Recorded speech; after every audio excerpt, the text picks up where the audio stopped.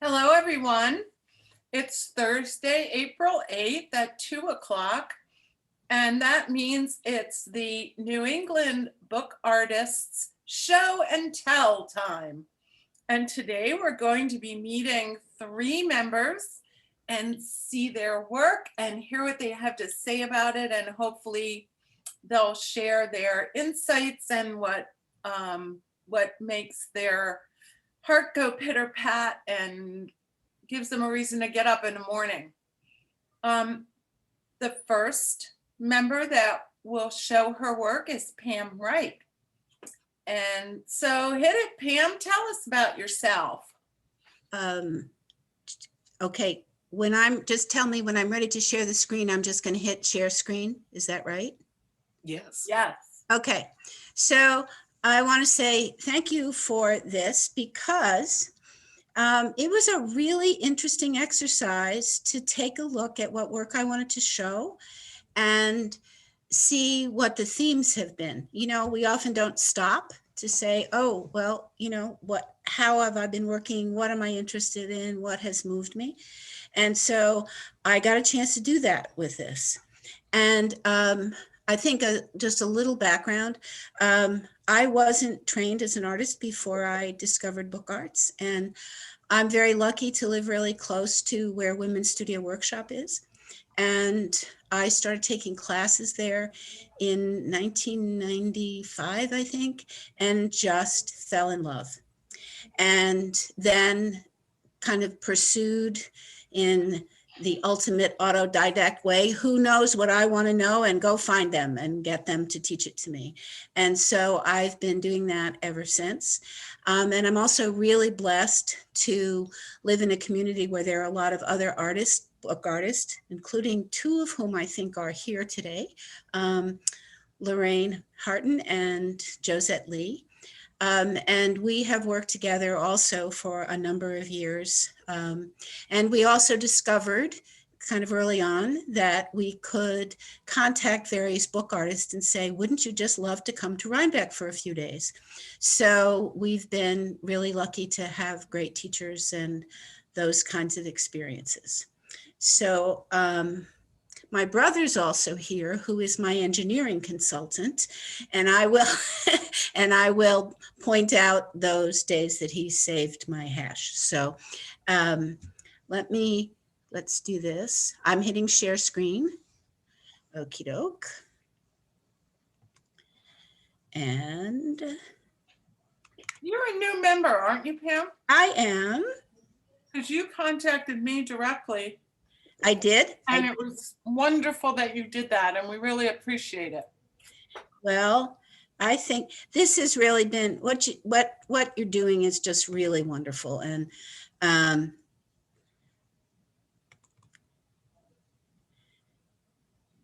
yay, can you see that? Nope. Nope. Nope. Why not? All right, wait, let me try one other thing. Make sure you pick the right okay. thing to share. All right, maybe I did the wrong thing. Let me go back. Oh, I practiced in everything. All right, what am I supposed to? I clicked on my screen. Share.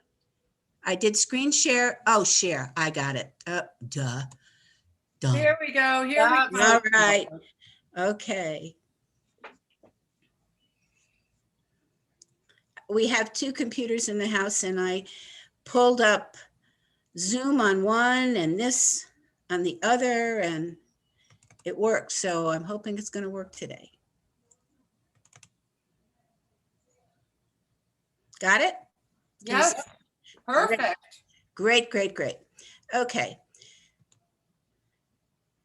Except that's not exactly right. A minute, here we go.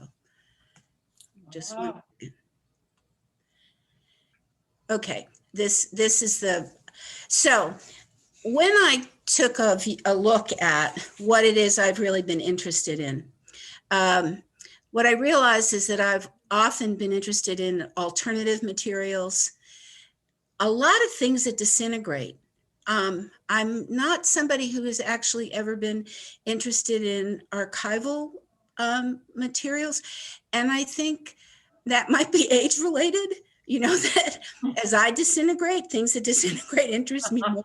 So, but I also really love kind of collecting natural things and playing with materials that I'll show you in a minute that might not appeal to everybody in the world. I'm really interested in transparency. I've worked a lot with in my county jail, where I've worked with a lot of people who were silenced. So I'm also really interested in how we give voice, and how books particularly can give voice to people who are silenced. I love the engineering of them.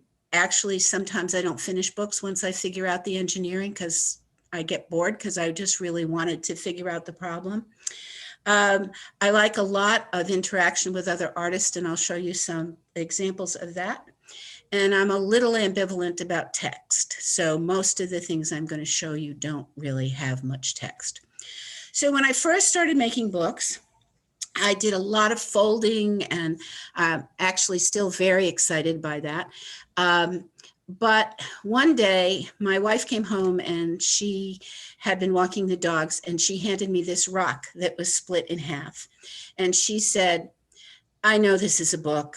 I know you're going to figure out how it's a book. I just don't have any idea how it's a book." So this is the rock book. And wait a minute, here we go. And the thing so on the right-hand side is the half a rock. The pages are made from African mudded paper, which I did on purpose because I wanted it to have the same quality as the rock, and also because it disintegrates. This book has to be regularly repaired, and it may honestly be beyond that. And so the inside of the paper, which is on the left-hand side, is handmade paper that I made to mirror the inside of the rock. I don't know what is happening here, but okay. So this is how it looks. It's an accordion. I used all natural things to glue it. It regularly falls apart. And, I'm really happy to be interrupted. You just have to yell so that I know that you have something that you want to ask about or observe. I'd like to ask a question here. Yes. What about the idea of the repair being a new stage of the book and taking a whole lot more photos and letting it become something different? Is the repair to try to get it back to the way it was, or are you actually working into it when you repair? Well, that is the most wonderful question.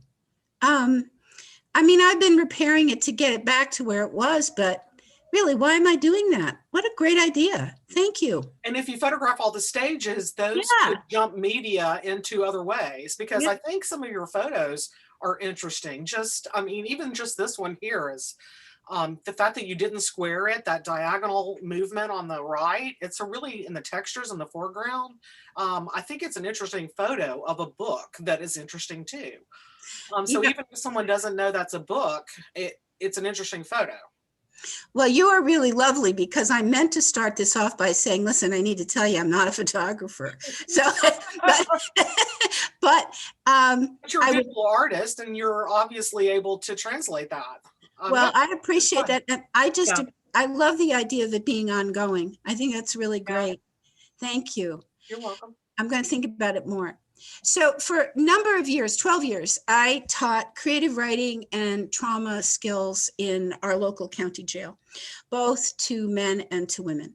After a few years, I worked primarily with the men, and I made 3 pieces that became part of an exhibit we did of art made by currently and formerly incarcerated people.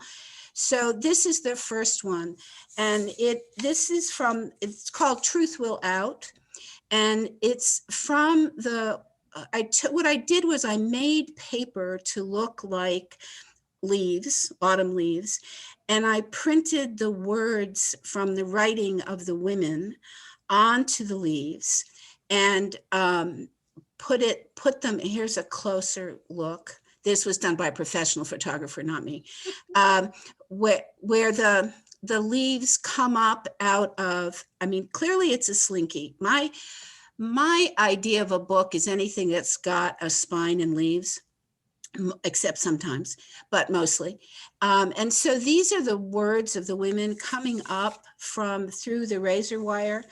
And they're very loosely wired together. And the reason is that the bonds that women make in their incredibly traumatized and difficult situations are very, very fragile. And so using that kind of wire was part of the point of how this appeared. So when what I tried to do was capture the concrete and the razor wire, which was so much a background of their lives. And this is another close-up that gives you a sense of how the work is put together. And I really wanted the leaves to come up through, because, you know, there was always this desire on the parts of these women for growth, even though there was so much restriction. Continues to be, I'm just not working there anymore. And then often with the men, this is the picture that Christina put in the advert, often with the men, well, just as a writing technique, I would every once in a while have them write haiku, because it kind of encapsulated things. It's always a very interesting way to help people when they're writing. And so I put these I thought about this as a file cabinet, and I couldn't get a good picture of this, but if you look at it straight on, it makes columns. The 3 lines make columns from one to another. And this gives you a little bit of that. But the individual pieces can be taken out kind of for meditation, or for, you know, they can be rearranged. But I really wanted to have this, it's actually called 17 syllables. And again, it was sort of working with transparency. What happens when you pile things on top of each other? How can they be changed around? What happens when you lift one piece out over another? So are these on glass? No, they're on, overhead transparencies. Oh. I'll show you a piece I did with glass, but I discovered these wonderful transparencies that you can print on. Yeah. How are they, how are the frames made exactly? So you're sandwiching? I made them. Okay. And then they're glued to the back. Right. And then, I mean, if I were to do it again, I would, this is always the case. I would probably not have the beads. I would have it hung differently, but I made each of the individual frames. Yeah. Nice. And what are they made from? Wood? Yeah, it's balsa. All right. Nice job. Yeah. So I'm a little obsessive. So this is probably one of the most interesting things, I think, that Alan's going to have to smile. This paper is pig gut. And we took a workshop with Mo Kelman to get Alan and I together. And one of the things she gave us was pig gut to work with. Now, pig gut will adhere to itself. I became the pig gut obsessed woman in the other room while everybody else was doing all other kinds of things. And this piece is called Solitary Confinement. And I printed onto the pig gut, there's this whole transparency issue, of course, again, but a poem written by one of the men about the impact of his life of crime and incarceration on his family. And for some reason, the box in the box made me think of solitary confinement. And the strange thing that happened about this is that 2 months after I made this book, there was an article in the New York Times with a big picture that was a sketch of solitary confinement done by somebody who was in one of the prisons in, I don't think it's Guantanamo, but, and it had exactly the same feel, exactly the same kind of structure. And it was just really startling to me that this happened. So, speaking of transparency, this is one of a series that I made of flag books made with microscope slides. Now, the reason that I love this so much is that since I have an ambivalent relationship with text, it makes noise when you open and close it. It's just really so much fun. Here's another picture of it. This is it's a canyon. So the choices that I made were often wound up being in nature. And it operates like any flag book. It was very problematic because getting glue that would work correctly was really a problem because the glass wanted to reject the glue. And here's one other example, which did not photograph well, but this is my granddaughter. And so when she was 7, I think. And so when you open that up, it works like a more traditional flag book in that the picture is revealed. So I'm going to make a little bit of a jaunt in two things that I really like in books is taking the work of friends and riffing on it. And the other thing is humor. So this is from somebody's asking to be admitted. Shall I just admit them? I have Yes. what? I think so, yes. I did it. Okay. So these are the artist cards for an exhibit a friend of mine did on meditation and quiet. And I cut out the centers. When I talked to her about the exhibit, she said that what she was working on was chaos. So I just decided to put a lot of jumping people out of the book. It's a tunnel book. I think you can see. I don't have a better photograph. I'm sorry, but it has the kind of the depth, and then there's all these wild people jumping out of it. And this is another one, and this is where Alan saved me. This other friend who, Jessica Baker, who did this again about meditation. And I took the artist cards and created this particular book form. Alan made the hinge on the top. The pages can be turned so that you can change them and read them.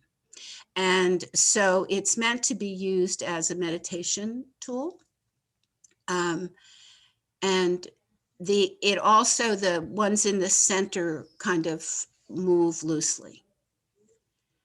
And then this book is something that I've been working on recently. This one I just love. These are pieces of abaca that I made and bound, and it's called She's Too Big for Her Britches. And there are she's busting out. Yeah. Yeah, and I love it. I love the texture of it. I love how it feels. I had this paper and I just love abacus. So I had this paper. Where am I for time? Because I have one more thing I'd like to show you. Yes, please do. Please do. Okay, so this is completely different. This is one of my things with text. And what I'd like to do is to read you the poem that's here, because part of what I was trying to do, I have printed on this transparency and I have printed underneath it. And what I was trying to do with the text was kind of represent it. So this is called My Mother's Hands. I look at my hands and see the first darkening spots, the way blue starts to show through thinning skin. And I see my mother's hands. Everything inside her is moving to the surface. She was always so careful that blood be hidden, and now in the slightest gesture, the whole world sees the river of veins. Her nails, so carefully groomed, carry the history of rage, the day her fingertip was taken off by the slamming door. Somehow it was my fault, but along with darkening skin come melting memories, and I am no longer sure of what is true. These are the hands that bathed me, dressed me, hit me. These are the hands that ironed long into the night so no one would know how poor we were. We talk about her failing health, how sad and angry she is that she can't be in control of her life in the old way. I try to hear her past my own grief. She is becoming transparent, and I, frightened and grateful, watch her hands as she lays them in mine. So I put this in here because I think one of the things that I struggle with the most is the relationship between text and book. And that I would not consider this one of my great successes, but I would consider it one of probably my better teachers. So that's it. That's what I do. And it's beautiful. So this one that we have up here, Yeah. I'm seeing some metal leaf. Yeah. Yes. And it looks like a clip on that top transparency. Is that just Yeah, no, that's on paper. paper? Yeah, it's paper, and I folded it over. And in trying to capture the disintegration of things, the poem is printed first on what do you call it? Birch bark. And What method of printing are you using? I just ran it through. I run Inkjet or laser? No, I have this very special relationship with my printer that it does almost everything I want. So what I did was, what is it though? What kind of printer is it? it's just an Epson. It's an Epson. Okay. I like the Durabrite ink. Yeah. So what I did was I put this on a feeder sheet. Okay. And put it through. And the same thing is true of the tool on the top. Yeah. So, you know what, I'm just struggling with this, but you know, it's certainly not torturing me. I want to say, you know, my mother just passed, and I reacted very strongly to this piece, and I didn't agree with your own assessment on you having trouble with text. And I think this is beautiful. I think it works. I think it resonates on a whole lot of levels for a lot of different reasons in me. But I don't see this as anything but like a great, lovely, unbelievably interesting, original kind of an idea. So I think you're a little hard on yourself on this one. This is a good one. Thank you, Christina. Thank you. Yeah, I like it. And I would agree, ditto. Thank you. What it looks like you've got that the poem and the birch bark and all is on some kind of a scroll type of waxy. It is. What is this background? It's just this incredibly wonderful paper. Yeah, it looks and like it is waxy. It feels really good. Yeah, it is waxy, and I tried to you know, do things about veins and stuff with in the background. So, and there was something about it being a scroll that has to do with, you know, this is the unfolding story. So. Oh yeah. It feels very textile-y too. It suggests to me, and the threads is home, and maybe if you thought of it as a vertical, it could be like a shades or curtain blinds or pulling back some kind of veil. I mean, there's just so many ideas of ways that my head's going with it. So I see a lot in it. I think it's lovely. Do you have a special container or box or a storage, a way to keep it?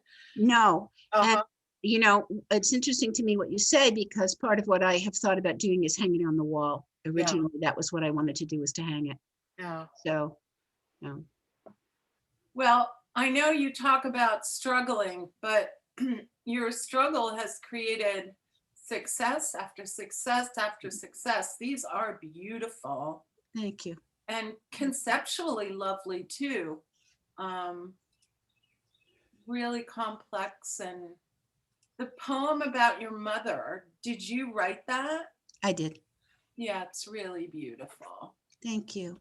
Because it really conveys, I mean, who has a seamless relationship with their mother? I know I do. Yeah, I mean, it's definitely layers going on there. It's very Yeah. complex. And when they age, it gets even more complex. Yeah, because we look in the mirror and see them. Oh, yes. Yeah. And we become them. You know that Adrienne Rich had a name for that? She called it matrophobia, the fear of turning into your mother. That's nice. I like that one. I'm going to make a note of that one. That's a And good one. fractrophobia. Yeah. Yeah.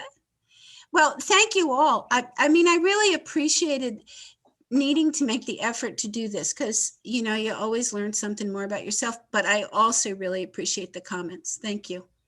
Oh, well, thank you. Thank you for coming to us and being a new member and being an exciting contributor to bookmaking. I mean, these are just so individual and so beautiful. Thank you. Fantastic. Thanks, Pam. Welcome. Thank you. Thank you. Now I stopped sharing. Yeah, perfect. Okay. Yeah. Bravo. All Phew. right. All right. So next up is Suzette Durso, who, yes, Francis, did you want to go next? Who You're wants to go muted. next? Francis You're wants to go muted. next? Okay. I would love to go next. Yeah. Oh, all right. Suzette, are you okay with being Okay. the wrap up? All right. Very good. Thank you. All right. Francis is going to go next. Francis Hamilton. And Yes. let's make that happen. Share. Okay. And how do I bring this over to the side so that I just start? You would go to slideshow or view. Oh yeah, you're right. You're Up right. at the top. I got it. Fantastic. Here we go. Okay, lovely. Hover to get rid of these. I want to move this over. How do I get rid of these? She said hover thumbnails. Hover the thumbnails right here. There you go. Yeah, okay. Everybody hear me? You bet. Thank you so much. I'm champing at the bit because I've worked so long on this and I counted on being second. So thank you for your patience. All right. Suzette. I do ask anybody, I have a lot of things and I'm going to go quickly with them, but I hope anybody will unmute and ask a question if you have it. And I'll just try to, fill you in if you have any questions. I started making books in the late 1960s. I was at Rhode Island School of Design and I'm a painter, as a lot of people are. And can you hear me okay? Oh, yeah. It's doing Okay. great, honey. I don't want to be screaming. And I really loved the privacy of books. I'd always studied medieval manuscripts and I fell in love with Persian miniatures and Indian miniatures. And working at a desk really suited me rather than standing at an easel. So I was very out of touch or out of step with the kind of abstract expressionist vibe that was around at that point, paint like a man and big gutsy paintings is what everybody wanted. So this worked for me. And I continued as I was traveling. I spent my senior and next year in Italy. So it was very convenient to have a book and sit at a desk and paint in a book, close the book and move on, put it in your suitcase. So it was a very personal way of working. What I didn't like about it, and still don't, is I don't like to bind. And so you'll find that I'm not particularly interested in form or the concept of the form and how it comes out in the quality of the book. This particular book was from 1970. I got the book at this wonderful place in Venice that makes printed patterned papers and binds books. And so it's a really small book, but I filled it with all kinds of images. And I know it has like a cowboy theme. And that's because RISD did a student show of cowboy images that year. So I made this page for that. Everything has a meaning. Everything has a foundation or a reference to somebody that I knew. And so that's pretty much, those are sort of constants. Let's go next. Okay, this doesn't look like a book, but it was my solution to how to show paintings that were related to books. So if you'll notice, there's a piece of pine stripped down the center. And many of these, some of them are vertical, many of them are horizontal. I see the image as having that connection between the two sides. And then the frame is like the pattern of a cover. The reason I did this is I was 25 years old and I wanted to get married. So I figured I would invent a couple, like an Adam and Eve, and I picked the man's face and features out of a magazine, and I put him next to kind of a prototype for me. And anyway, so that was the book or the painting as magic to make something come true. This is a book that I did all about formats, and it's about being afraid to swim in the lake up in New Hampshire, the fear of the things that could be in the water with you. I might go back to that theme again. This is my apartment in Boston in the early 70s. I was worried about being robbed. So you can see these characters that are making a trail with silverware and rugs and chairs and stuff, making it out the window. So it was a protection painting, like the Mexican retablos that are sort of, what are they, mirror? Does anybody know the name for them? Retablos, anyway. It's Milagro. Milagro, yeah. And those are things that sort of ways in which you've had divine intervention or wish for divine help. So it's related to that. This is I'm sorry. Can you go back? Yeah. This is like really extremely detailed, amazing imagery here. And there's just so much everywhere. And what is the scale of this? I'm just curious. Oh, it's about 9 by 12. Yeah, so it's small. Yeah, it's not yeah. giant. Yeah, they're done with very fine brushes using gouache, and Beautiful. Yeah, well, thank you, but it's really Fascinating how detail oriented all this is. Yeah, it's really neat. Yeah, such a narrative, even though there isn't a lot of narrative in it. It feels very, very narrative based. Yeah. It's all true too. I can look at it and it. What? Interesting. Yes, everything I do is narrative. Okay, so this is a book of dreams I did in the mid 70s. Again, I was in my mid 20s. This is kind of a funny one. Two men throw a tennis ball at me. Yeah, I'm in a sort of De Chirico-like Italian dark city square, and men in tennis whites throw a ball at me. And I do remember being chased around Rome in those years by men. It terrified me. But anyway, so this is like another sort of fear image, I guess. This is an anger image. I use anger, fear, memory, resentment, embarrassment, anything I can tap into. This is fighting with a friend and my sister-in-law. This is a later one that I did on very soft paper that was disappointing because it sort of sucked up the paint quicker than I wanted it to. And my technique for getting a dream is the second that you wake up, there's something by the bed and you scribble or you draw a little cartoon or something, and it can call back the dream. And if you lose those few seconds, the dream it evaporates. At least for me, it does.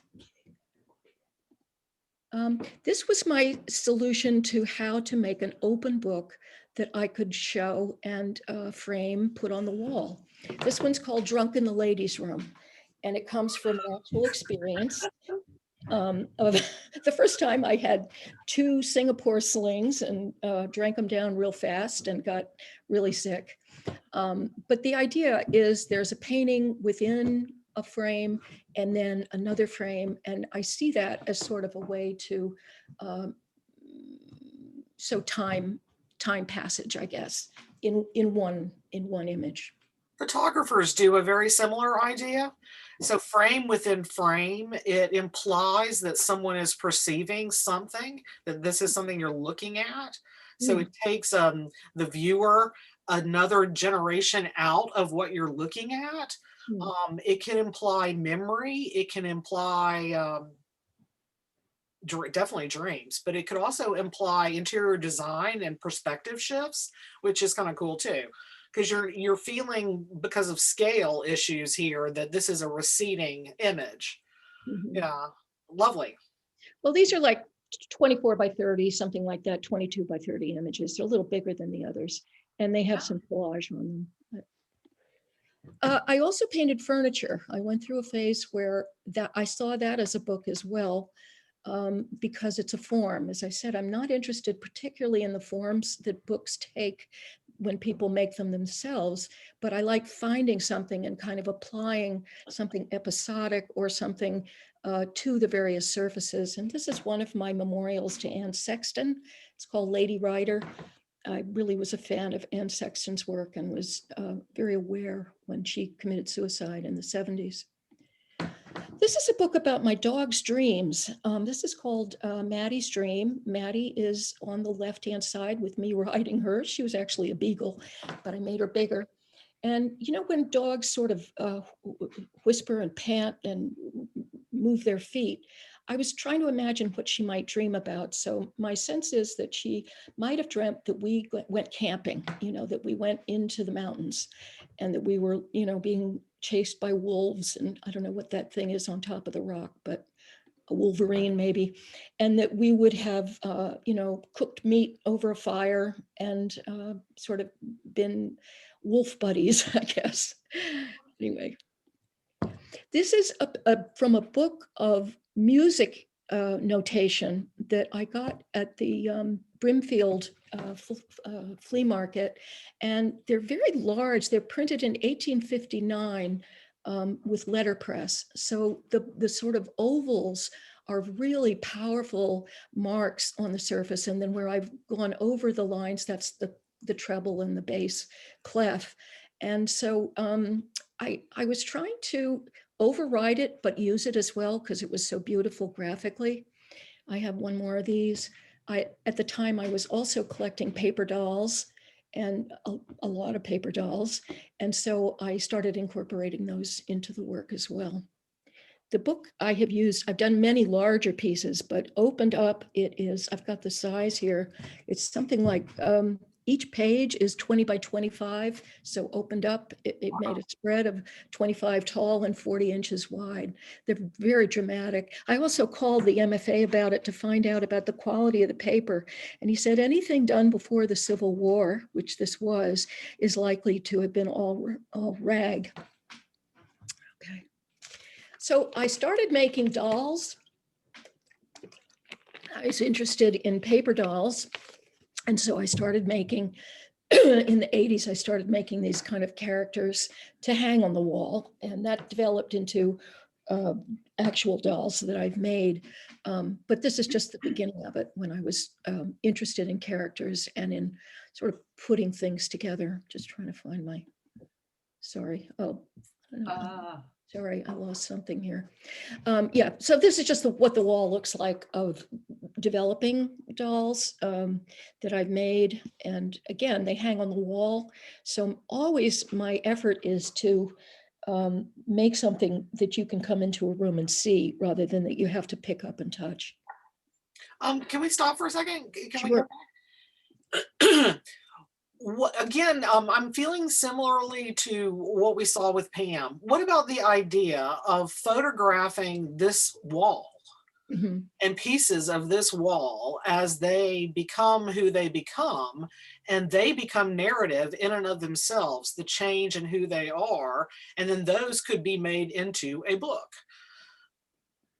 Well, you know, Christine, or somehow thinking of the timeline of these creatures that you're creating, these personalities that you're creating. Yeah, it's just a thought, same sort of idea. Well, not being a designer and not being really fluent in graphics, I feel like that's sort of beyond me. My job is to make these things, to get them started, but carrying it through to a different conclusion kind of is beyond me at this point. Because I've got so many projects going. It's a great idea. Thank you. I think I just really reacted strongly to seeing the timeline of how these came into being.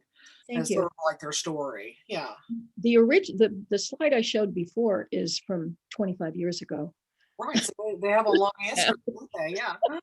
I really stopped making books about 20 years ago, and I'm just getting back to it. This is an old one called The Purse Book. It's half of the book, and it came from a rubber stamp of the head that you can see on the left side.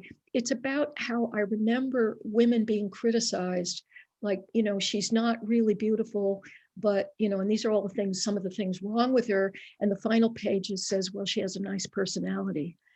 And it's that kind of lukewarm praise at the very top, the cherry on the top, which is, not really what anybody wants to hear. Okay. This is a lady's guide to Europe, and it's etchings.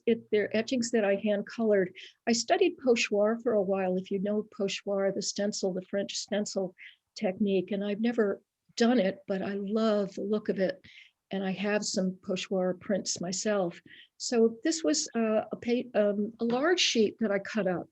And so each of the folds is one of the levels. So it was like a big cartoon to start with. And I'll go to this, which is just the beginning. There she is writing, she's at the table. And then this is the end. She ends up with a romance.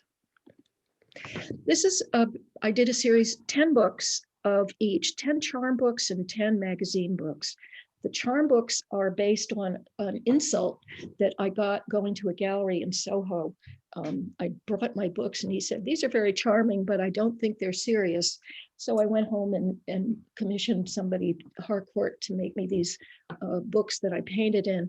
This one is about languages, and in each spread, there's a little piece. You see the purse that these old people are at the head of the bed.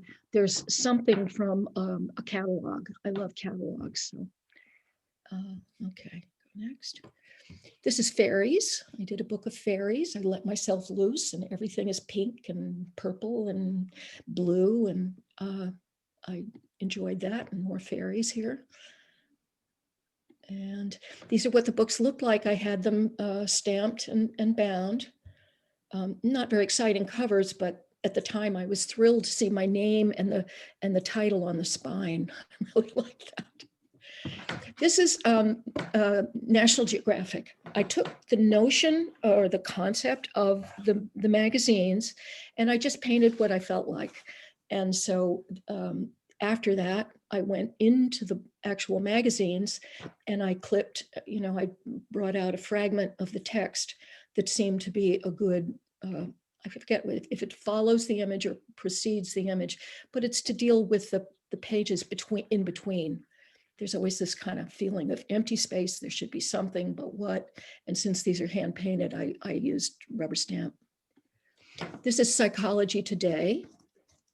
And again, I used to read all these, and I don't know if they're even still published.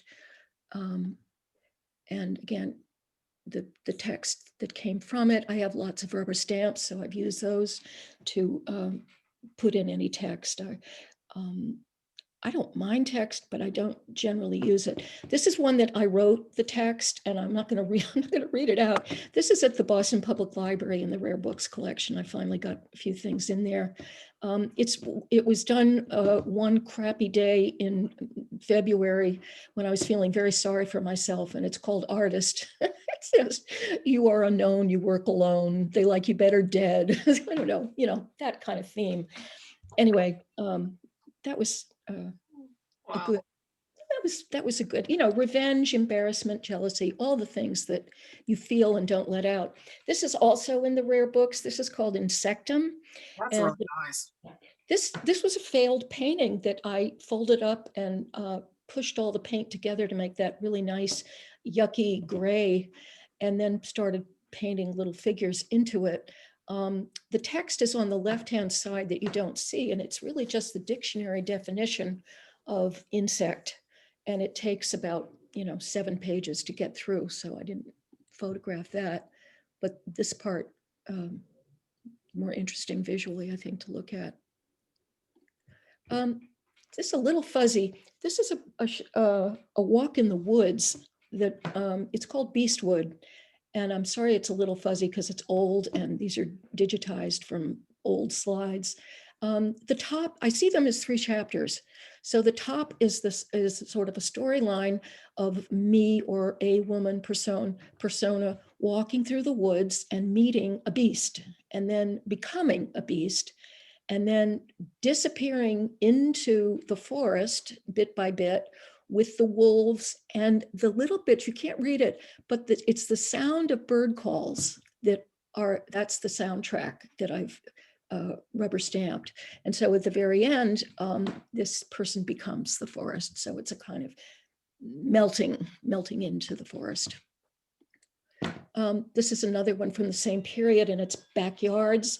It's all the children on my street with their dogs, and the middle row is the games we played in the good weather, and the bottom row is our winter games.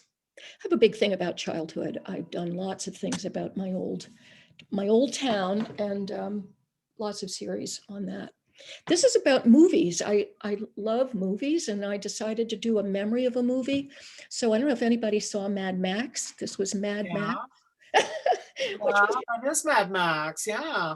Yeah, it was horrifying, but not the new one with Tom Hardy. This was back in the 80s, I think, and it was just horrifying and terrifying, and I couldn't get it out of my head.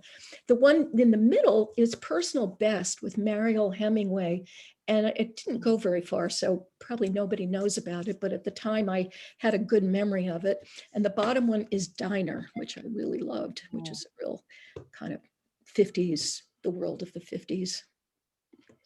I had a lot of people die. I had a lot. A lot of my family were ill, or friends I was losing people. So this is really about loss. It's trying to make a book by just hinging the book boards. My husband, Peter Tebow, and I had a wonderful friendship with the rare bookbinder at Brown University. And he would save the books, the things from the 18th, 17th century that he was taking apart to rebind. So he saved all of these wonderful old book boards for me. So this is the kind of beginning of my book board period. This is Summer House, and you can see that there were a lot of books the same size. And I was just painting on the inside of the cover. It had a really nice absorbent quality. And I love the idea of summer and summer places. This is called Summer Reading. So the same thing, you can see the large book boards left and right, and they are, again, quite large, like 30 inches high. So I was really lucky that he saved them for me. And then the smaller pieces are put together. So it's really, would you find that? Sorry about that. I'm sitting here in the kitchen. This is another one that I really loved. You can see the old paste paper, and it was worn because sorry. This is called Lucy's Lamoge. It's some Lamoge that I inherited from my grandmother. This is related to all the loss. This is another one, old book cover where I put book covers on top, and I've sort of collaged on top. Again, I see these as books. I know those of you who are binders may not regard them as books, but in my world, they are. It's just that I need to open them up so that they're not hidden and they don't have to be touched. This is another one called Overboard. Yeah, so pieces put together. It's the feeling of having young children and not being up to the task. This is another one about raising children and a fear. Someone came into our house thinking it was a different house and a party, and it was 2 a.m, and he was coming up the stairs into my children's room, and I confronted him and screamed at him on the stairs, and we got rid of him. But it was that feeling of what if, again, a fear of what would have happened. So there's the confrontation on the left, me as the angel, the avenging angel or whatever, and then going off in a helicopter or something with my kids, just keep them safe. This is Storyteller. This has little bits of collage from things that people gave me back in, 40, 50 years ago. And it's really, again, cutting a book board apart and then putting smaller ones in and collaging and painting in the center. So sort of a witchy person and these sort of girl guides, really all sort of bits of childhood. This is a recent show I did at Glen Urquhart School in Beverly. I did a lot of these. They're on my website. They're pieces of cardboard that were in my studio, you know, from deliveries from Blick and so on. So they're about 7 by 7 inches, and I have a huge collection of toys, antique toys, and also pictures of toys that I get off the internet. I pull them off and I print them for 10 cents each. I get nice 4 by 6 prints. And then I have a huge, you know, encyclopedia of images that I can draw from. Walgreens does them for 10 cents each if you do 100 at a time. These are my bookmarks. I have to do something, and sometimes I don't have a project. So I had a lot of strips of paper sitting around, so I started making bookmarks. And there are about 50 of these. You're only going to have to see 2 of these, but everything is sort of, you know, a mishmash of what occurs to me. And the fun of making something vertical. I don't like verticals because I like things to go side to side, but it was fun to deal with that. And then I laminated them, actually. And these are what I'm making now. These are puzzles. They're 6-sided. Each is almost 2 inches, each cube. The tray and the cubes were made by my very talented husband, Peter Tebow, for another project. And this is a piece from Adolf Wolfli, who is an outsider artist whose work I admire. And they're very hard to do. If I take them apart, it takes me a long time to put them back together. So it's easy to paint when the surface is like this, but when you mix them up, it's fun, but it's also a challenge. And one more here. This is a larger one, just a little bit larger, you know, the 5 by 9, 6 by 9, something like that. And this is one I'm just starting to work on now. And the left hand you can see is a cutout from a photograph that I printed. And it's some kind of doll. And so I'm painting her and her adventures into this very rotten little book. This relates to the woman before me. Is it Pam, who likes things that disappear? This is on really crummy, you know, sugar paper, just manila paper. So it won't last long. So thank you for listening, and I appreciate it. Oh, Frances, thank you so Wow. much. If anybody has a question, please ask. I don't want to take too much time, but. You have an amazing brain, ideas and creativity and narrative.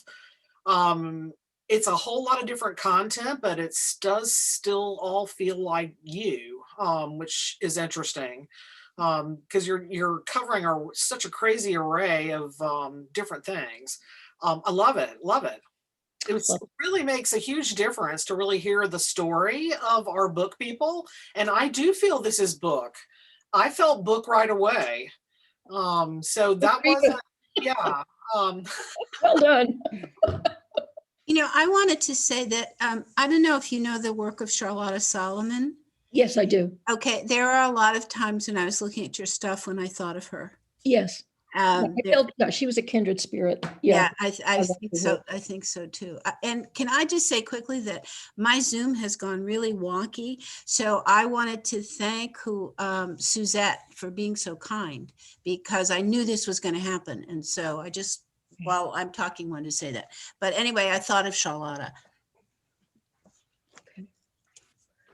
Yeah, there are many influences, particularly outsiders. I've been an outsider collector and fan for many years. And anyway, so Franny, you know, I love your imagination. But I wonder, do you ever, I mean, it seems like you don't censor the kinds of admissions that maybe the rest of us wouldn't want to put out in the world. I mean, do you ever feel like you need extra courage to do some of the work you do? Well, it takes courage to say it to people. It doesn't take courage to put it in an image, because, you know, you can you can make what you want of an image. I think that's why I'm not a writer. I think it's worse for writers. You know, whenever I come to like a serious erotic passage, I think, oh, geez, how did you get there and sign your name on it? But anyway, so it helps. It helps to do it. And thank you for listening. And Suzette, I'm really sorry if I went over time, as you deserve. You deserve full. Not at all. This was Be fascinating. full in our ending time. We're okay. We're okay. Yeah, we're okay. Thank you for sharing all those. I know Christina, probably her heart went pitter pat when she saw that ancient marbled paper on those. I know. I was enjoying that, and what a resource to have a friend hooking you up. I had a friend like that. We did marbleizing with him for years. He would do workshops in his studio down in Rhode Island, and he was a wonderful friend. He's passed now.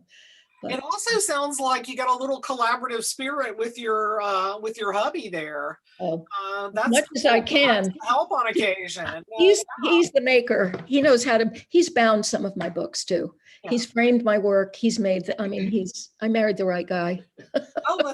Oh, not many of us can say that. Oh, that's funny. Excellent. That's sweet. Anyway. Good for you. Good for you on that front and the art front. Mm-hmm. So with that, I think we can finish up with Suzette, who has been very patient because she started first and then she ended up second and then got put into third, but I don't think the placement matters at all. Do you, Suzette? I don't. Thank you very much. And it's going to be hard acts to follow for sure. And Pam, your work was so powerful. My daughter's a public defender, so I'm going to show her your work. So it was nice to see your work too, Frances. Your paintings are charming. So anyway, I enjoy seeing your show. So here I go for something for completely different. All right, let's see here. And that's what we hope. Okay.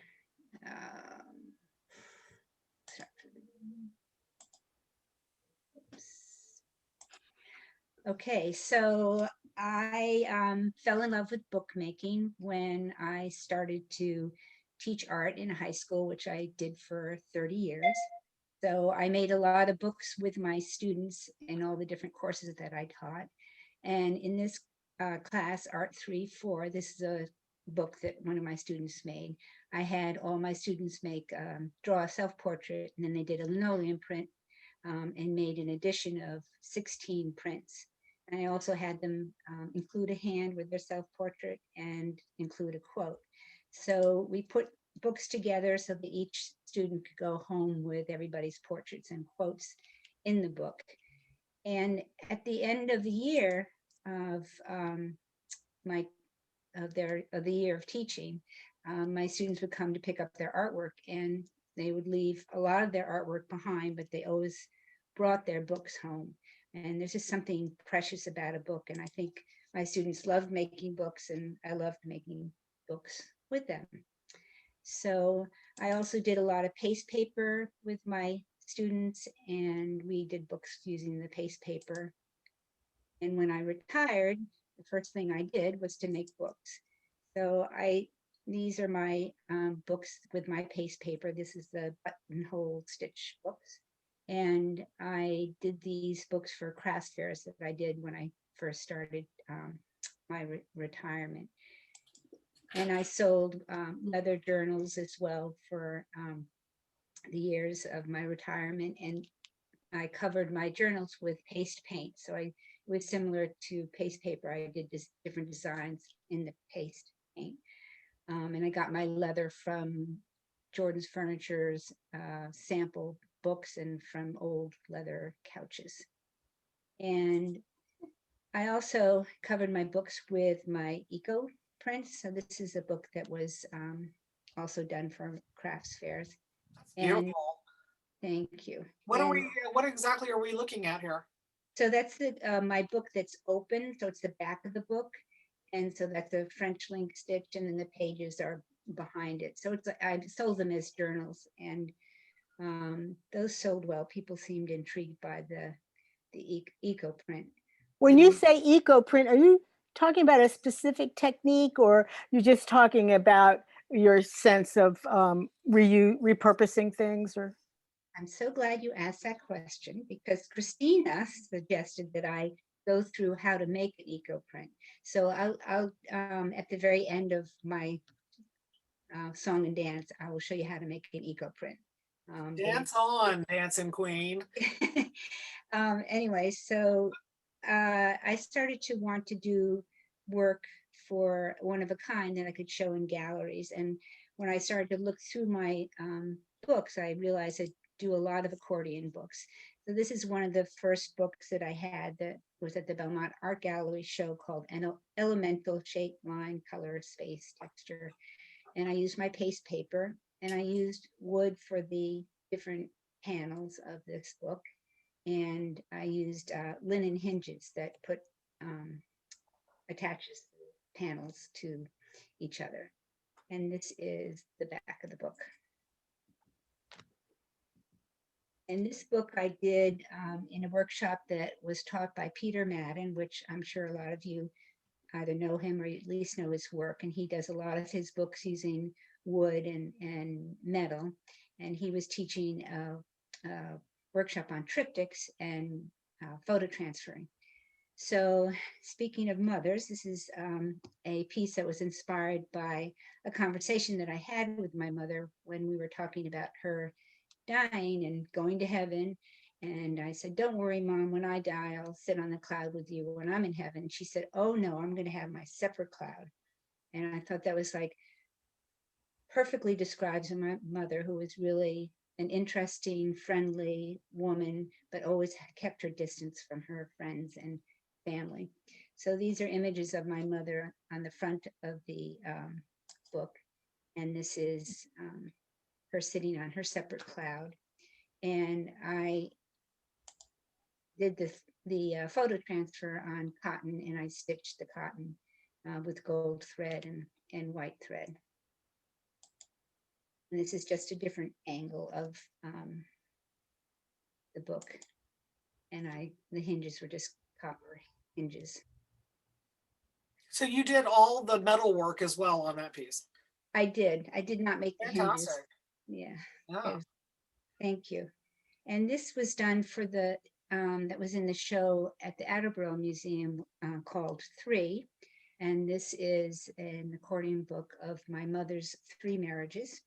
And these are cyanotypes that I colored with colored pencil. And the one on the left is her first marriage, and the middle panel is of her marriage to my father. And the last one is the marriage to my stepfather. And this was this is the back of the book. And this was inspired by a story my mother told me. And she told me that she went to France with my stepfather and insisted on going to a certain cafe and sitting at a certain table and sitting at a certain chair. And after they sat down, she looked at my stepfather and said, I've sat at this cafe, at this chair with all 3 of my husbands. So I thought that was an interesting conversation. And these are cyanotypes. I thought it was pretty funny too. Cyanotypes, and I put the date of each marriage on the. It took me a minute to notice the dates were different. Yeah. Right. Wow. Right. You have to pay attention to detail. Yeah. And then this is the side of the book. I put Boo, Don't Ever Get Married. And Boo was my mother's best friend. And this is a letter that she wrote to her friend Boo before she got married, her first marriage. And I guess that's why marriage didn't last very long. Anyway, the mothers seem to be the theme here, but this is something completely different. So I did this when I was diagnosed with colon cancer, and it was in a show called The Power of Art. And I'm sure everybody can relate. Doing art helps me get through hard times. So when I was diagnosed with cancer, I have 3 siblings. So I wrote to them to get a colonoscopy because colon cancer can be hereditary. And I used the image of Leonardo da Vinci and then altered it to make it look sort of like me. And then it opens up like this, where the other 3 images represent my siblings.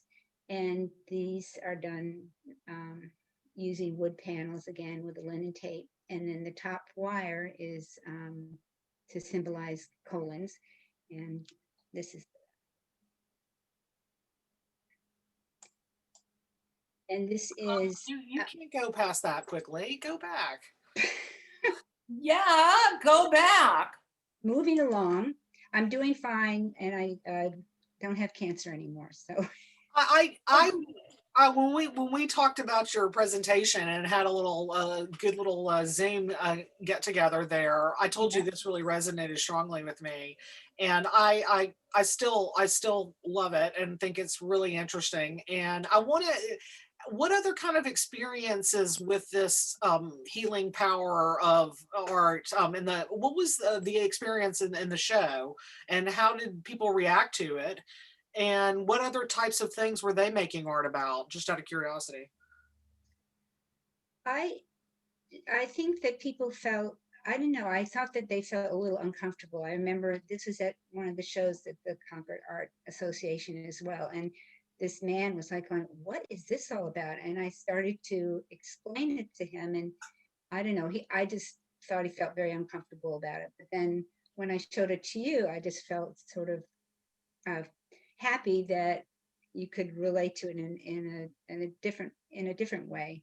Yeah, I do think it might be just is it the C word? Is it cancer that makes people so uncomfortable? Is that what it is, you think? I think so. And then I go on and on about, how lucky I was that it was caught early and here I am. And then they start walking away. Yeah. And I think the colon itself is kind of like, that's a tough subject. There's not a whole lot of dignity that goes on when you think about what's going to happen and the treatment and all. And it really helped me get through it. So how did you get the wires in there? Did you drill little holes? I must have drilled the little holes. Yeah, I think I did. I'm not sure what's happening. If you can hear that. Yeah, is that on your end?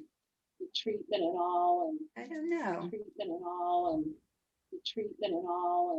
Is everybody Well, muted? let's pause and figure out what's going on here, because I can hopefully one day cut this out.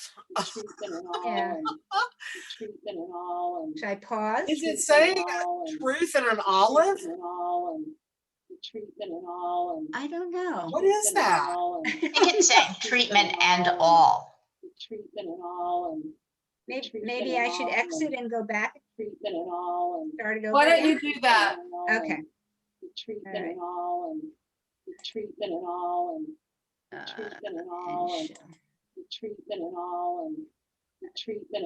not your PowerPoint. No.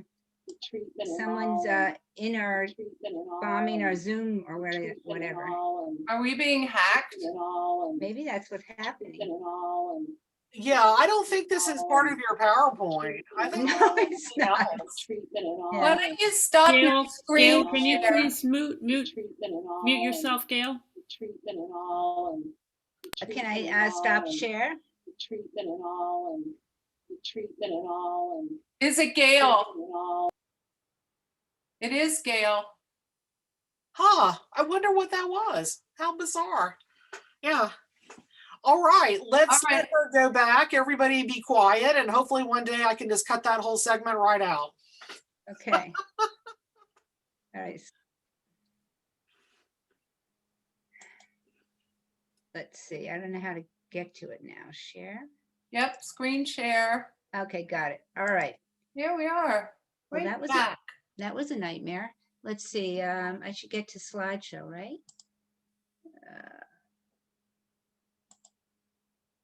All right.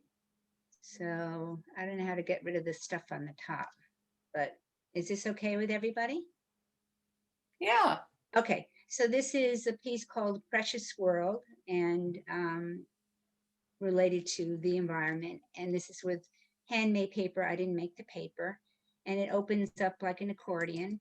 And the inside world, if you push it, it'll twirl and you'll see the other side of the world.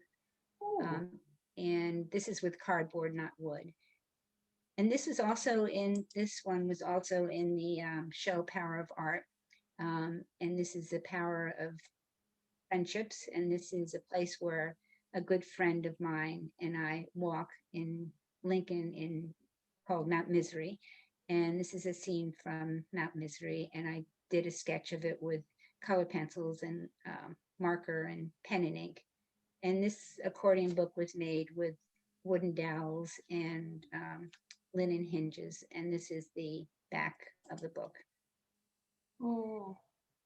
And then this book was done in a course that I took from Catherine Ruffin, who's a director of the book studies at Wellesley College.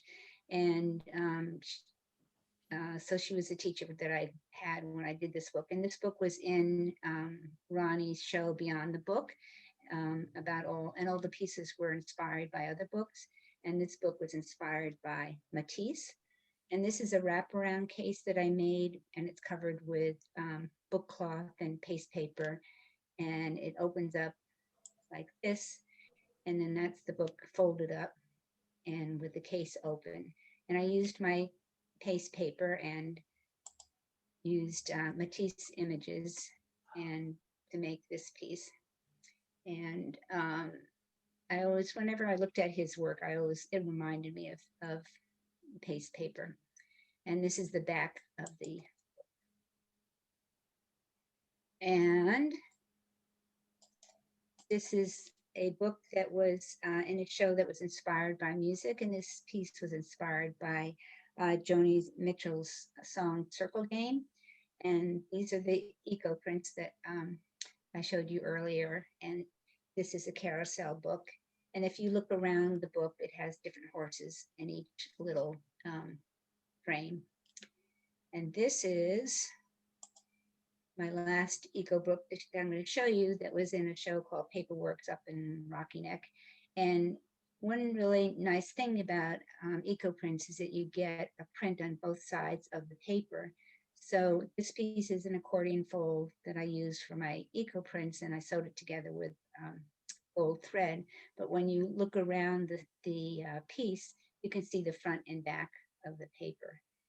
And an eco print is a print where the dye of the plant goes on paper by steaming or boiling the paper and plants together.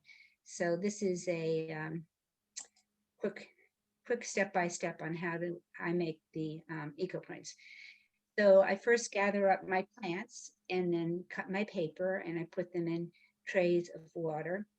And then I add alum, which is a mordant, which makes sure it works like a dye fixative, so the dye of the plant will stay on the paper. And this is the alum. This is what it looks like, and you can get it at Dick Blick's. And after I've soaked the paper and plants, then I layer them. So I put probably 10 pieces of paper and put plants in between each paper.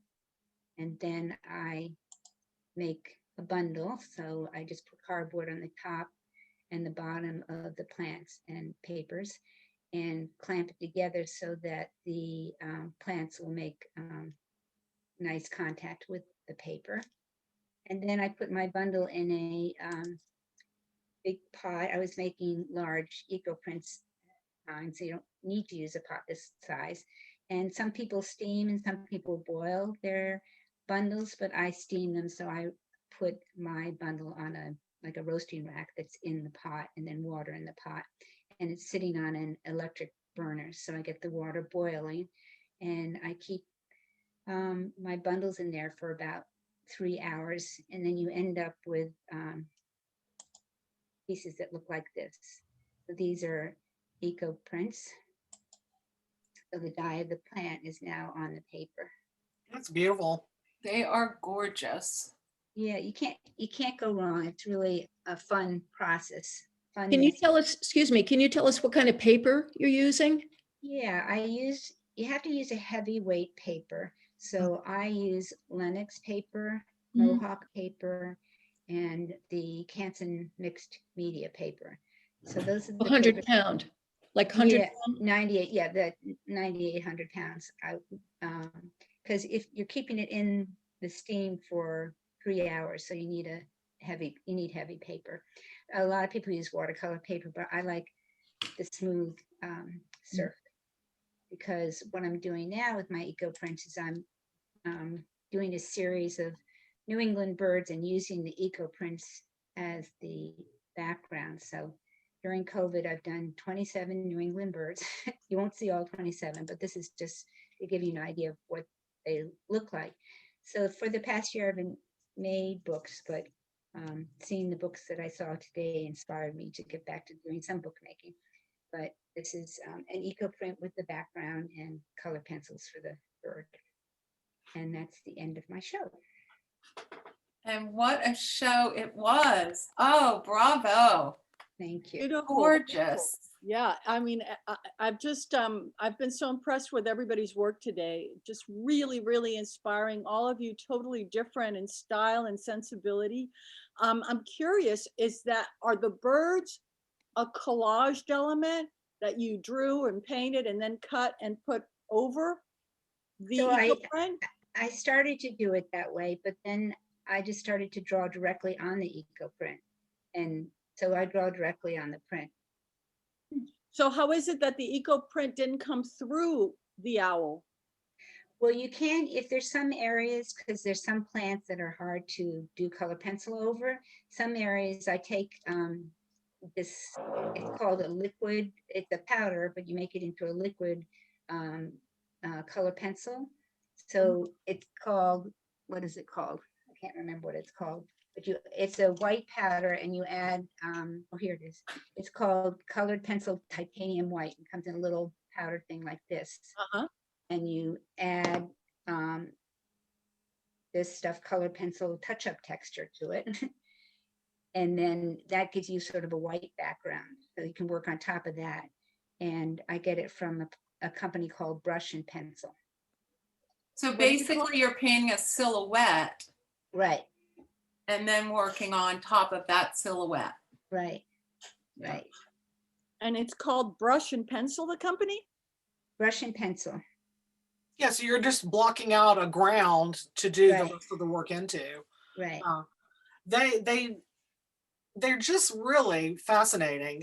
The idea that it's almost like soft, it's got photorealism of the actual plant, but then it's in this dreamlike kind of slightly out of focus thing.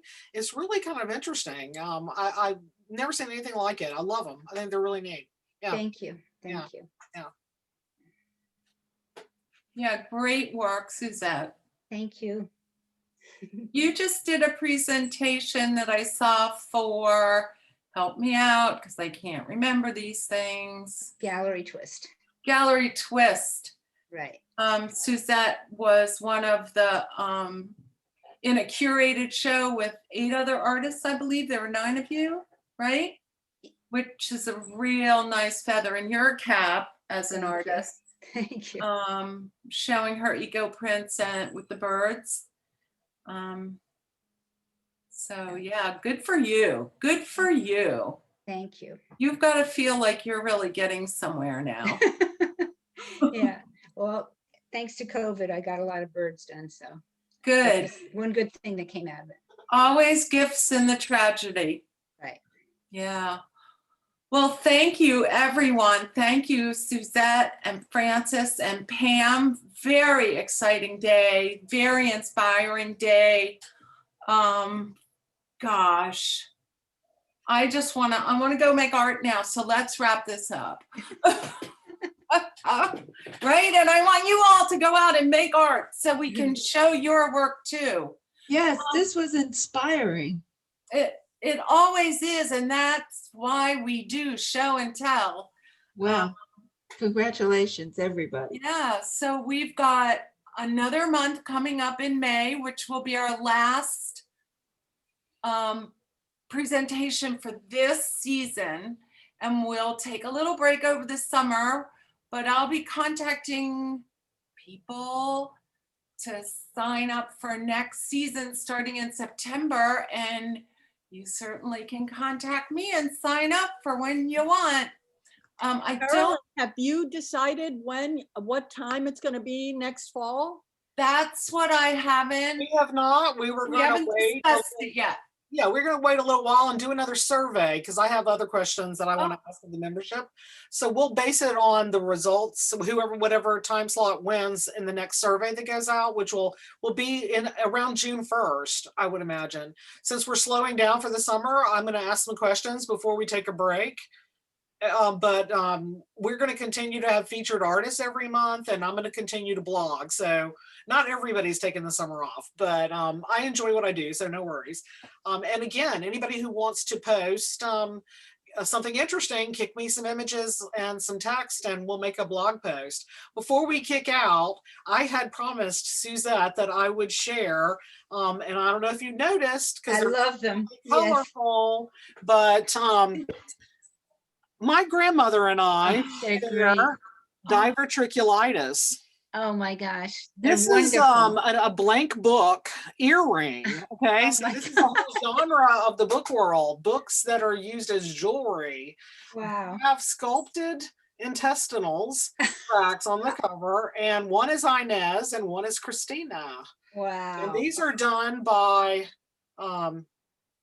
the Atomic Garden. It's a young girl who does zines and interesting stuff like this with body parts, but like real body parts. Wow. Her name is Gilda Monterlin, but Atomic Garden is her handle. I've been at zine festivals and art shows with her, and I just was so she was like, "Why do you want intestine earrings?" And I had to tell her my tale. But Yeah.